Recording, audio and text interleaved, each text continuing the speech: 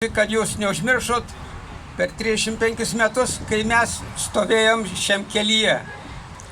Aš su šeima gyvenau Lazdynų Karoliniškių mikrorajone ir šitas kelias tiesiai į šitą plentą sudervę į Maišiogalos susirinkimo vietą.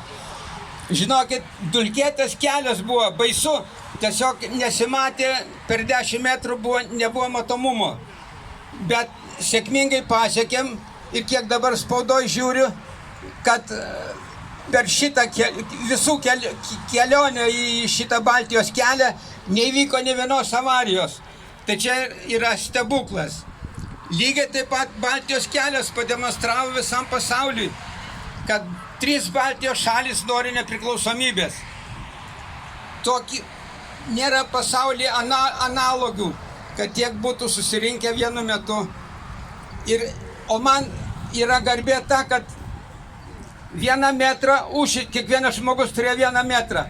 Ir 650 km tarpo mes su šeima 4, 2 sūnai ir žmona stovėjom, užimdami jau 4 metrus šio kelio atkarpos. Iš tikrųjų fantastika ir pritarėme, kad tikras stebuklas, kad kaip ir minėjote, galbūt sąlygos nebuvo pačios palankiausios, bet tai nesutrukdė visiems susivienyti ir net neįvyko nei vienos avarijos. O galbūt galėtumėte plačiau įvardinti emocijas, kurios užplūdo, kai jau visi susikibote rankomis ir kai tai įvyko.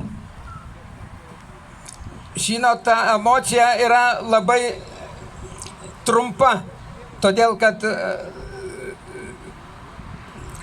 susikibimas ir atsisukimas į vakarus mūsų ir parodimas ir į tam mūsų nugaras, tai buvo ženklas, kad mes norim eiti į vakarų pasaulį. Ir apsisprendimas buvo jau nulemtas šio žygio.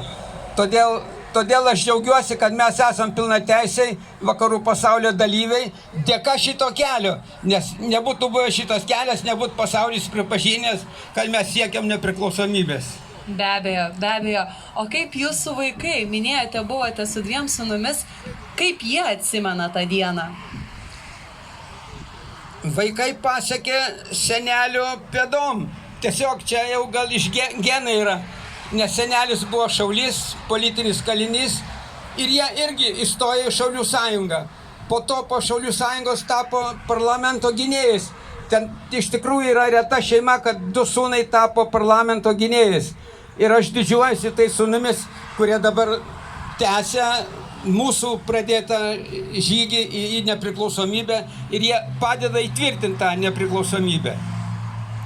Nuostabu, iš tikrųjų. Mes visi čia susirinkę irgi norime tarti didžiulį ačiū Jums, ačiū, kad atvykote, ačiū, kad nepamirštate ir kad kalbate apie tai, nes ta mūsų ateinančioji karta, kalbant iš savo varpinės, galiu pasakyti, kad labai džiaugiasi galėdama bent šiek tiek prisiliesti prie tos dienos įvykių, būtent girdint tokius prisiminimus. Ačiū labai, ačiū.